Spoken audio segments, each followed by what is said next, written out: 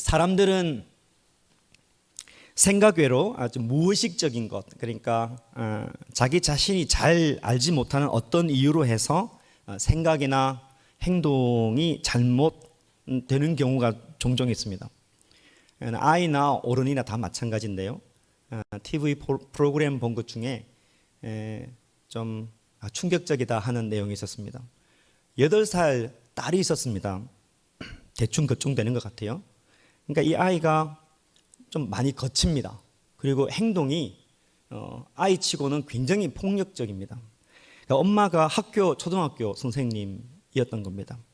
근데 아이가 너무 핸들링하기 힘드니까 상담 선생님을 찾았습니다.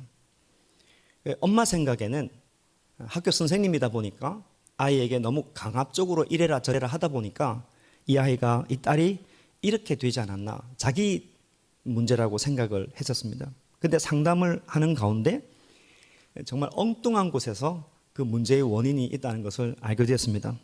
그게 뭐냐면 엄마 아빠 사이가 좋지 않은 거예요.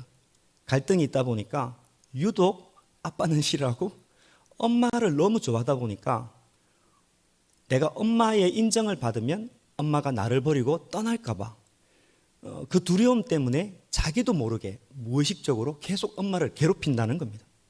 참 상상하기 힘든데 이 안에 무의식적으로 채워져야 될 것이 채워지지 않으니까 그런 일이 일어날 수 있다 하는 것을 에피소드로 통해서 보게 되었습니다. 사실 어른도 마찬가지입니다. 남자는 존경받고 싶고 자매는 사랑받고 싶은 기본적인 우리 안에 좀 채워졌으면 하는 게 있습니다. 굉장히 본질적인 거고 되게 중요한 거지만 그게 잘 안 채워집니다. 그래서 우리는 굉장히 피상적인 것, 쓰레기 버리는 거, 물 잠가라, 양말 거꾸로 벗으면 안 된다, 이런 거 가지고 늘 싸우는 우리의 모습들이 있습니다. 습관도 마찬가지인 것 같아요. 어떤 영국 분인가 미국 분이, 자세하게 기억은 나진 않는데 2층에서 이제 근무를 하는데 항상 오후 2시나 3시쯤 되면 커피가 그렇게 마시고 싶었습니다. 그래서 2층 위로 올라가서 커피를 한 잔 마시고 또 칼로리가 굉장히 높은 쿠키를 마구마구 먹고 있는 자기 자신을 발견하게 된 겁니다. 체중이 자꾸 늘어나요. 그래서 여러 가지를 좀 줄여야 되겠다, 운동을 해야 되겠다 생각은 했지만 그중에 쿠키를 제일 먼저 끊어야 되겠다, 그 생각을 했습니다. 근데 이 습관이 자리 잡혀서 아무리 노력해도 이게 끊어지지가 않아요. 딱 그 시간만 되면 올라가서 꼭 쿠키를 먹는 거예요. 그래서 신문 기자였거든요. 그래서 이것을 좀 분석하기 위해서 자기 행동을 그 전후를 이렇게 다 기록을 했습니다. 기록을 해보니까 숨어있는 자기 자신의 모습이 하나 나타났는데, 커피를 마시고 쿠키를 같이 먹고 난 다음에 그 사람들과 같이 이야기하고 있는 즐거운 자신의 모습을 발견하게 된 거예요. 그래서 아마 커피가 문제가 아니고 내가 이 사람들하고 이야기하고 싶었던 것이 아닐까, 그런 생각을 하게 됐습니다. 그래서 자기의 행동을 실험적으로 교정을 해봅니다. 4층으로 올라가지 않고 오후 2시쯤 되면 옆에 사람하고 같이 시비를 걸어서 막 이야기를 하기 시작합니다. 근데 신기하게 그 시간에 커피가 생각이 나지 않는 거예요. 그리고 쿠키도 먹지 않고 살도 빠졌다는 행복한 이야기입니다. 그래서 지금 아마존에서 습관에 관련돼서 가장 히트를 친 그 저자의 책의 그 사람의 에피소드입니다. 알고 보면 우리의 습관의 행동들도 원래 채워져야 될 것들이 있는데 그게 되지 않아서 엉뚱한 행동의 형상이 일어난다는 것을 알 수 있습니다. 아이나 어른이나 또 우리의 습관을 봐도 실제로 채워져야 될 것, 우리 안에서 갖춰져야 될 것이 있는데 그게 채워지지 않으면 나도 모르게 다른 행동으로 대부분 부정적으로 드러난다는 것을 이 세 개의 카테고리를 통해서 알 수가 있습니다. 오늘 우리가 살펴볼 그 예수님의 가장 유명한 기적, 복음서에 다 나와 있는 오병이어의 기적도 마찬가지입니다. 우리가 오늘 14절까지 15절까지 읽었지만 요한복음 6장 전체가 오병이어 사건에 대한 가르침이 있습니다. 6장 전체를 여러분이 이렇게 한번 시간 내서 읽어보면 예수님께 나온 사람들, 예수님 주변에 있는 이 사람들도 마찬가지로 이중적인 마음이 있었다는 것을 우리가 찾아볼 수 있습니다. 오늘 이것을 한번 추적해 보려고 하는데요. 많은 사람들이 예수님께 나왔답니다. 그 이유가 뭔지 2절에서 말씀하고 있죠. 오늘 2절 말씀을 읽어보면 큰 무리가 따르니 누구를 따릅니까? 예수님을 따랐답니다. 그 이유를 말하고 있죠. 무슨 이유입니까? 병자들에게 행하신 표적을 보았다는 것입니다. 예수님께서 행하시는 표적, 기적, 그 미력한 일들을 보고 예수님을 따르게 되었습니다. 예수님 주변에 많은 사람들이 모였습니다.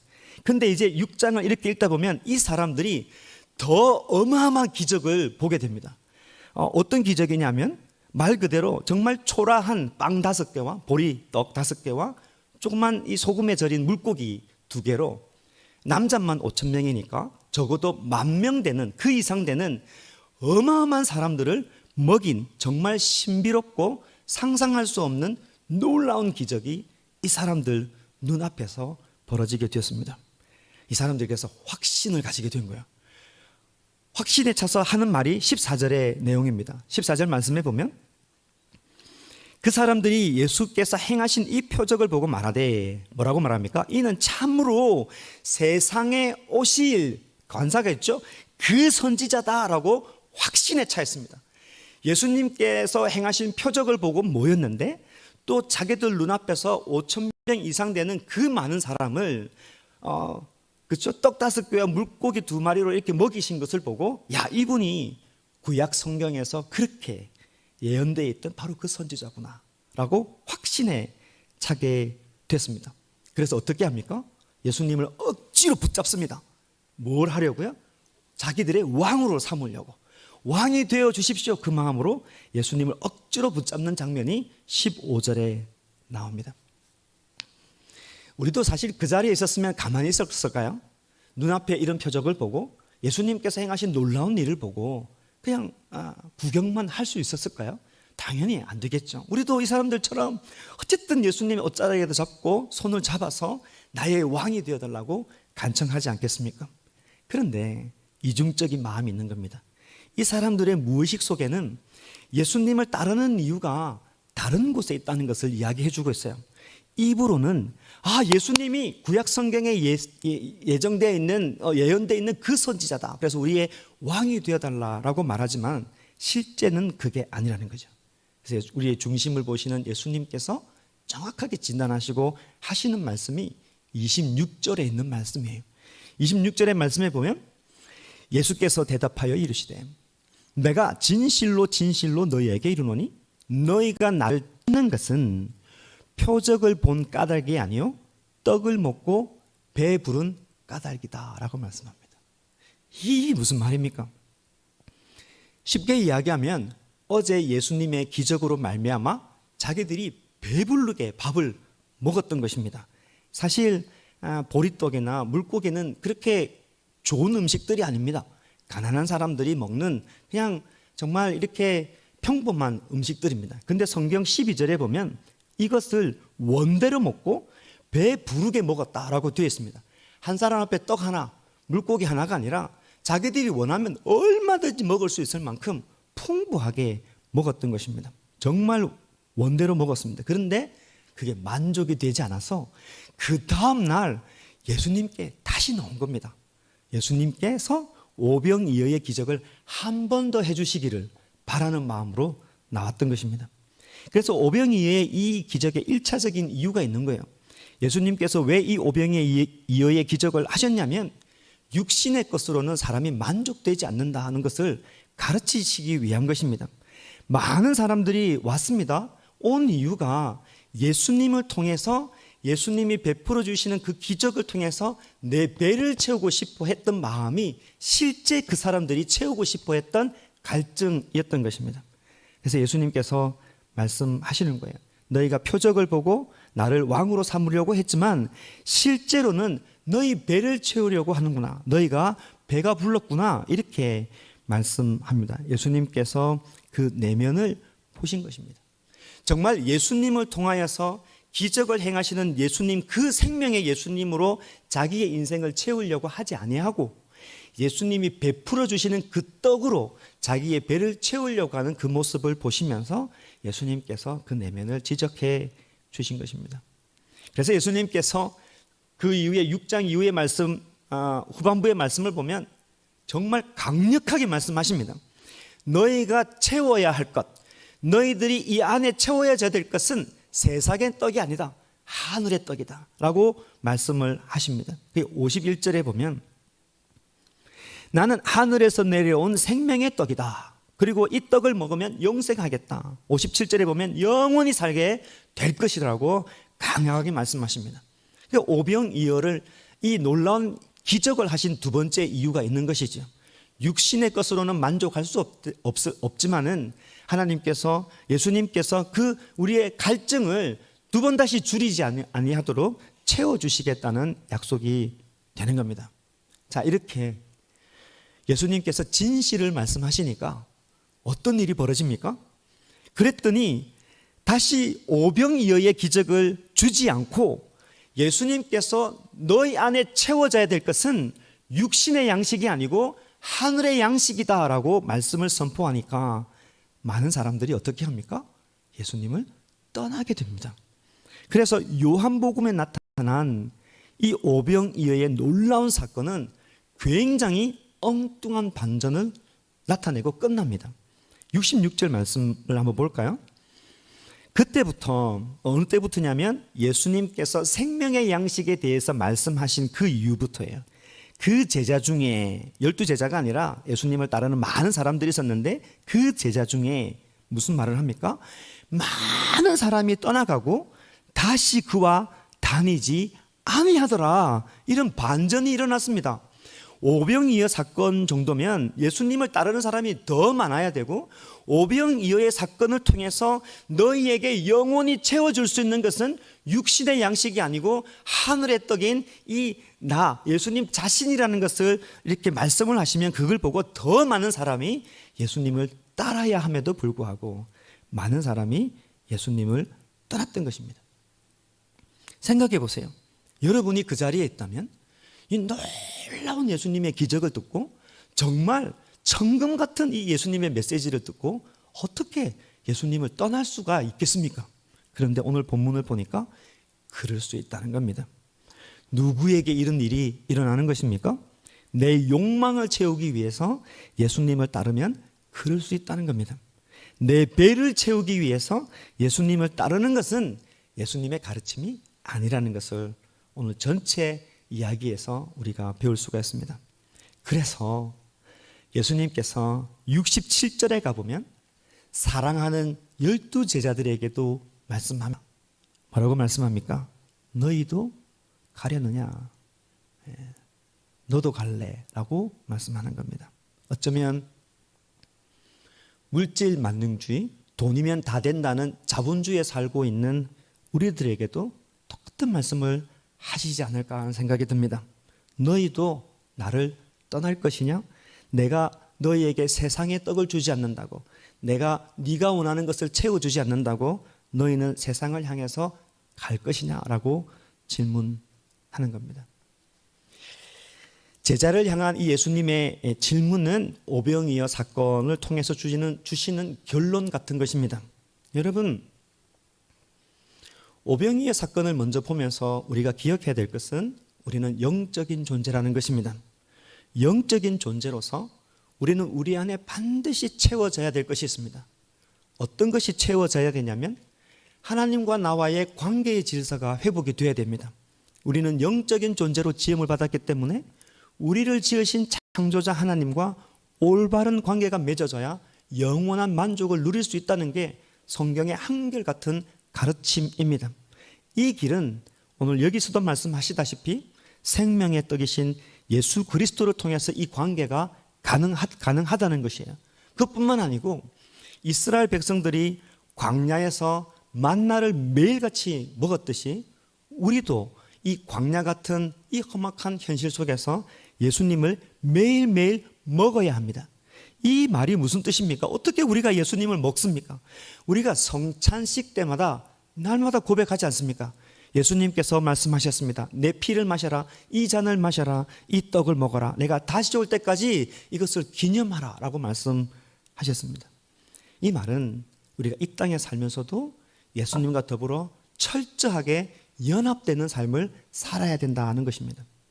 그렇지 아니하면 정말 채워져야 될 것들이 채워지지 않으면 우리에게 영적인 갈증이 있고 영적인 배고픔이 생기게 되고 우리는 그것을 잘 모르니까 이 텅 빈 마음, 이 공허한 것을 세상의 것으로 자꾸 채우려고 한다는 겁니다. 물질적인 것, 명예, 쾌락으로 이 빈 마음을 채우려고 하는 것입니다. 그 죄의 본성이 우리 가운데 있습니다. 자, 중간 정리를 한번 해보겠습니다. 예수님께서 보리떡 5개와 물고기 2마리로 적어도 10,000명 이상 먹이신 이 표적은 2가지 목적이 있습니다. 하나는 배 부를 만큼 물질적인 것을 공급을 해줘도 인간은 거기에서 만족하지 않는다는 것입니다. 다시 예수님께 나와서 오병이어가 아니라 더 많은 기적을 베풀어 주셔서 나를 좀 채워 주십시오라고 말하는 것이 인간의 목적이라는, 인간의 본성이라는 것을 오병이어를 통해서 가르쳐 줍니다.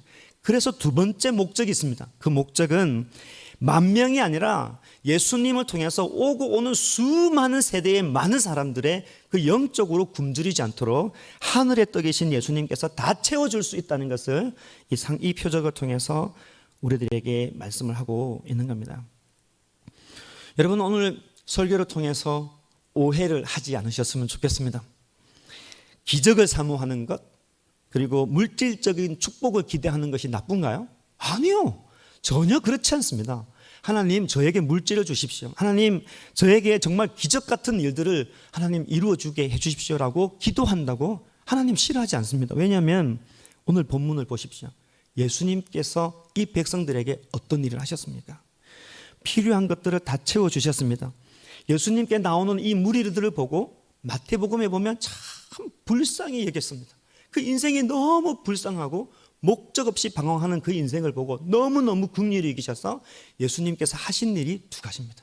기적을 베풀어 주신 것이고 그 기적을 통해서 이 사람들을 배불리 먹여주신 것입니다. 얼마든지 물질적인 요구를 하나님 채워주신다고 믿습니다. 그런데 문제가 무엇입니까? 우리의 시선이 그 모든 것을 베풀어 주시는 하나님께 있지 아니하고 축복의 결과만 바라보는 우리의 시선이 문제가 있다는 것을 이야기해 줍니다. 감사하지 아니하고 늘 불평하는 우리의 삶인 겁니다. 그래서 오늘 본문에 보면, 우리가 읽었던 본문에 보면 2 시선이 나옵니다. 2 바라보는 퍼스펙티브가 있는 거죠. 빌립과 한 사람이 누굴까요? 안드레입니다. 예수님께서 눈을 들어 큰 무리가 자기에게 오시는 것을 보시고, 사실 예수님은 이미 기적을 베풀어서 이 사람들을 먹일 것이라고 충분히 작정하셨습니다. 뭔들 예수님께서 못하시겠습니까? 예수님께서 뭐 물고기나 떡 가지고 이것 외에도 어떤 것으로도 예수님께서 먹일 수 있을 것입니다. 그러나 그 과정에 빌립과 안드레가 있었습니다. 우리에게 하시고자 하는 말씀이 있었던 것이죠. 특별히 예수님은 빌립을 시험하셨습니다. 빌립에게 무엇을 말씀합니까? 5절 말씀이에요. 예수께서 눈을 들어 큰 무리가 자기에게 오는 것을 보시고 빌립에게 이르시되 우리가 어디서 떡을 사서 이 사람을 먹이겠느냐 하시니, 그래서 빌립이 대답합니다. 뭐라고 말합니까? 7절에 빌립이 대답하되 각 사람으로 조금씩 받게 할지라도 200데나리온, 사람이 200일 동안 일하고 받은 그 임금으로 떡을 사도 부족합니다 라고 이야기합니다. 빌립의 문제는 빌립의 시선이 풍성하게 채워주시는 예수님께 있지 아니하고 그 결과의 포커스가 맞춰져 있다는 게 큰 문제입니다. 잘 보세요, 본문을. 예수님께서 뭐라고 말씀하십니까? 이렇게 말씀하셨습니까? 너는 어디서 떡을 사서 라고 말씀하시지 않으셨어요. 복수가 들어가 있습니다. 우리가 어디서 떡을 사는 게 좋을 것인가? 이 안에는 예수님이 포함되어 있습니다. 그러니까 창조주 하나님으로서 모든 것을 베풀어 줄 수 있는 리소스가 여기 있는 겁니다. 빌립에게 묻는 겁니다. 어디에서 이 사람들의 필요를 채워줄 수 있을 것인가? 정답을 얘기하고 있는 건데도 불구하고 빌립은 그 어디를 생각하지 못한 것입니다. 빌립은 어디서가 문제가 아니었습니다. 왜냐하면 빌립은 그 동네 사람이었습니다. 그래서 어디서 떡을 살 수 있는지 입이 꿰뚫고 있는 사람입니다. 그래서 빌립이 예수님께 어떻게 보면 이렇게 질문합니다. 예수님, 질문이 잘못됐습니다. 어디서 떡을 살까? 이거 묻지 마시고 어떻게 떡을 사야 되느냐? 그렇게 말씀해 주세요. 왜냐하면 빌립의 입장에서는 어디서 떡을 살 수 있는지 알기 때문이에요. 문제가 있습니다. 무슨 문제입니까? 쩐이 없는 거예요. 하나님 돈이 없습니다. 돈이. 이렇게 이야기하는 겁니다. 빌립은 예수님께서 시험하고 있는 그 내용을 보지 못했습니다. 함께 있는 예수님이 정말 모든 것을 공급해 줄 수 있는 그 궁극적인 제공해 줄 수 있는 하나님의 창조자인 것을 전혀 알지 못했던 것입니다. 그래서 어디서는 관심 없고 어떻게에만 관심이 있는 겁니다. 빌립의 시선이 하늘을 바라보지 못한 것입니다. 우리의 시선이 어디에 있는지라고 묻고 있는 것입니다. 우리는 어디서 공급을 받을 것인가 보다도 어떻게 이 일을 해나갈 것인가 생각을 많이 하지 않습니까? 빌립과 똑같은 상황에 처한 사람이 구약에 한 명 있습니다. 누굴까요? 모세입니다. 모세. 민수기 11장에 나옵니다. 앞에서 잠깐 말씀을 드렸는데요. 하나님께서 배고픈 이스라엘 백성들을 불쌍히 여기시고 무엇을 주셨습니까? 하늘에서 만나를 주셨습니다. 뭐 씨앗 같은 것인데 조그만한 게 내려와서 그게 그렇게 맛있었던 것 같습니다. 기름이 많아서 뭐 바도 먹고 무슨 이렇게 튀겨도 먹고 해서 과자처럼 해 먹기도 했습니다. 근데 문제가 있었던 거예요. 그거를 광야에서 처음 먹었을 때는 너무너무 좋았었어요. 근데 이거를 매일매일 먹으니까 너무 지겨운 거예요. 그래서 이 백성들이 짜증을 냅니다. 그래서 옛날 자기들이 애굽에 있었던 것을 생각하면서 성경 말씀 표현 그대로 빌리면은 거기서는 뭐 양파도 먹고 마늘도 먹고 뭐 부추도 먹고 성경 표현은 그렇게 되어 있더라고요. 이것도 먹고 저것도 먹고 그랬는데 이거는 맨날 만나면 먹는구나. 그래서 무슨 요구를 합니까? 고기를 달라. 고기, 물고기가 아니라 그 단백질을 좀 달라고 짜증을 냅니다. 그래서 모세에게 가서 컴플레인을 하는 것이죠. 하나님께서 이 백성들의 불평을 보고 기뻐하지 않았습니다. 성경 표현 그대로 빌리면 여호와의 진노가 심했다는 것이죠. 주신 일용할 양식에 만족하지 아니하고 까탈스럽게 그런 것을 보고 하나님께서 진노하셨습니다. 그런데 중간에 모세가 상당히 곤란했습니다. 백성들은 고기 달라고 그러지 하나님은 이 백성들이 고기 달란다고 진노하고 계시. 그래서 모세가 너무너무 참다가 참을 수 없어서 하나님 보고 말씀합니다. 뭐라고 말할까요? 나보고 어쩌란 말입니까? 이 백성이 내 백성입니까? 왜 하나님 나를 이렇게 곤란하게 하십니까? 라고 하나님께 생떼를 씁니다. 그래서 하나님께서 이 모습들을 보시고 어떻게 응답해 주십니까? 그래, 내가 고기 줄게. 하루도 아니고 이틀도 아니고 내가 30일 내내 너희 모든 백성이 이 냄새가 지겨울 만큼 고기를 줄게. 이런 걸 보면 하나님도 뒤끝이 장난이 아니신 것 같아요. 그렇게 했습니다. 그럴 때 이 메시지를 듣고 공급해 주시는 창조자 하나님의 이 공급의 이야기를 듣고 모세가 빌립처럼 똑같이 무엇을 합니까? 계산을 합니다. 하우에 대해서 이야기를 합니다. 하나님께서 어디에서 하나님 당신으로부터 내가 다 공급해 줄게라고 말씀하셨을 때 그걸 그대로 받는 것이 아니라 자기가 어떻게라고 계산을 하는 겁니다. 하나님, 우리 가운데 보행자 걸어다니는 사람이 60만 명인데 이 지금 5천 명보다 더 많잖아요. 60만 명인데 우리가 가지고 있는 양떼, 우리가 가지고 있는 소떼를 다 죽여도 30일 동안 다 못 먹입니다. 바다에 있는 물고기를 다 잡아도 다 못 먹입니다. 라고 계산을 하게 되는 것입니다. 모세와 빌립이 했던 실수를 우리가 잘 눈여겨봐야 합니다. 여러분, 나의 계산으로 하나님의 전능하신 능력을 제한하면 안 됩니다. 하나님은 우리의 생각 이상의 하나님이십니다. 하나님은 창조자 하나님이십니다. 때로는 우리의 시선이 한 곳에 이렇게 몰두될 때가 있습니다. 내가 아주 어려울 때, 너무 곤란할 때, 너무 아플 때, 너무 힘들게 되면 우리의 시선은 한 곳에 몰두해 있고 계산하는 습관이 생기게 됩니다. 그래서 하면 안 된다는 걸 압니다. 그래서 늘 하나님 옆에 나와서 짜증내고 감사하지 못하고 불평하게 되는 것이 인간의 모습입니다. 물론 세상을 살아가려면 빌립이나 모세처럼 계산을 잘 해야 합니다. 사는 것이 계산 없이는 잘 안 되는 게 많습니다. 돈을 얼마를 벌고 얼마를 쓰고 이렇게 잘 해야 합니다. 똑같이 돈을 버는데도 불구하고 어떤 사람은 저축하는 사람이 있고 어떤 사람은 돈이 항상 없는 사람이 있습니다. 알고 보면 계산이 안 돼서 그렇습니다. 지출을 줄여야 저축이 되지 지출을 다 쓰고 계산이 안 되니까 늘 돈이 부족한 것입니다.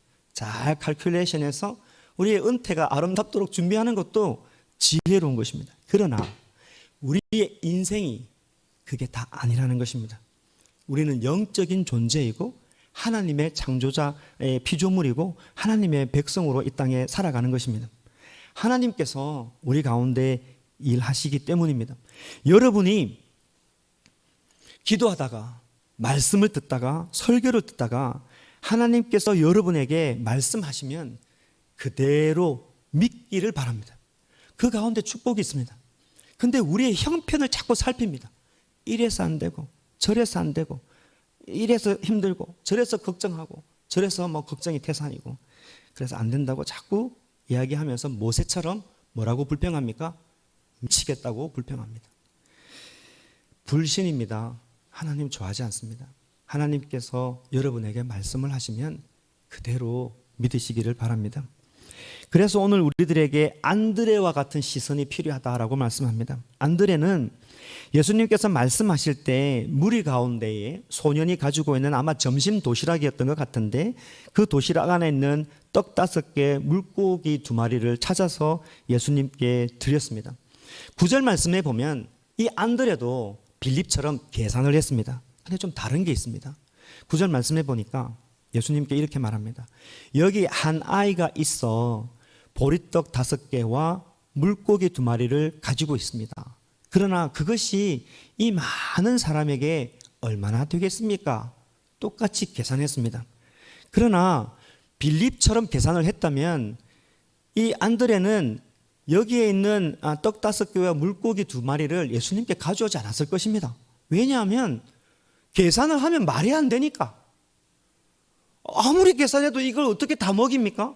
그러나 빌립하고 다른 게 무엇입니까? 그것을 그대로 가지고 와서 예수님께 드렸다는 게 큰 차이점입니다. 하나님께서 우리들에게 일하실 때는 이렇게 작은 헌신, 작은 수고, 작은 믿음으로 시작할 때가 많이 있습니다. 이 믿음을 가지시기를 축복합니다. 교회 개척에 대한 이야기를 제가 많이 했는데 또 새로운 분들이 계시기 때문에 한 번 더 리피트하겠습니다. 제 사전에 이런 이야기를 노예에 가서 선배 목사님들한테 이야기했더니 그런 이야기 하지 말라고 하더라고요. 제 사전에 교회 개척이라는 것은 없었습니다. 잔재주가 좋아서 저는 나름대로 해야 될 사역이 있다고 늘 생각했습니다. 그런데 한 6년 전에 어떤 분을 만나서 교회 개척에 대한 이야기를 듣고 그게 마음에 너무 부담이 됐습니다. 내가 무시할 수 있잖아요. 그런데 하나님께서 역사하실 때 무시가 안 되는 게 있습니다. 이 마음에 막 찔림이 돼가지고 아침에도 생각나고 밤에도 생각나고 그래서 제가 신학교 갈 때의 부름 같았어요. 그래가지고 산에 갔습니다. 알칸소에 있는 산에 가서 그 추운 날 열심히 기도하면서 산행을 했습니다. 그때 들려졌던 제 응답은 한 걸음 한 걸음 주 예수와 함께. 그게 입에서 계속 되풀이 되는 거예요. 아마 다른 노래를 몰라서 그랬던 것 같아요. 그 노래만 계속 입에서 박자도 맞고 그래서 그게 응답이구나 마음에 확 들었습니다. 그래서 안드레처럼 제가 한 것은 그냥 저를 던진 겁니다. 제 한 발자국을 던진 겁니다. 빌립처럼 계산을 해보면 돈도 없고 이 개척을 위해서 헌신된 사람도 없고 후원도 없고 아무것도 없는 계산상으로 맞지 않지만 하나님께서 하시겠다고 하면 드리는 것입니다. 이 철학은 우리 교회가 지탱하는 철학 중에 하나입니다. 저는 세계로 제자교회가 우리의 생각과 우리의 계획으로 막 완성되어져 있는 우리의 교회가 되지 않기를 바랍니다. 하나님께서 역사하셔서 하나님께서 하시는 일을 볼 수 있는 하나님의 역사가 있는 교회가 되기를 바랍니다. 이렇게 가는 것은 굉장히 느립니다. 굉장히 무식해 보입니다. 그래서 좀 마음이 급한 사람은 답답해서 교회에 적응하기가 힘들 수도 있습니다. 왜냐하면 하나님께서 역사하실 때를 기다리면서 가기 때문입니다. 그리고 안드레처럼 우리가 가지고 있는 조그만한 것을 들여서 하나님께서 어떤 일을 하실지를 자꾸 이렇게 와칭하면서 가기 때문에 천천히 갑니다. 그럼에도 불구하고 하나님께서 역사하는 일들이 우리 교회에 많다는 것을 보게 됩니다. 우리 교회도 그래야 되고 여러분의 인생도 그렇게 되기를 바랍니다. 말씀을 맺겠습니다. 오병이의 기적은 우리가 물질적인 것으로 절대 만족할 수 없음을 가르칩니다. 오히려 영적인 존재이기 때문에 영원한 떡이신 예수 그리스도를 통해서만 우리가 영원한 만족을 누릴 수 있다는 것을 말씀해 줍니다. 그 예수님께서, 하나님께서 우리들에게 공급해 주실 때 우리에게 주시는 교훈이 무엇입니까? 계산하지 말라는 겁니다. 주님께서 여러분에게 요구하실 때, 헌신할 수 있을 때 헌신하는 게 중요하다는 것입니다. 작은 것이라도 주님께 드려서 나의 배가 아니라 알고 보면 다른 사람의 배를 채울 수 있는 그 역사의 기쁨을 이 땅에서 누리는 여러분 되시기를 축복합니다.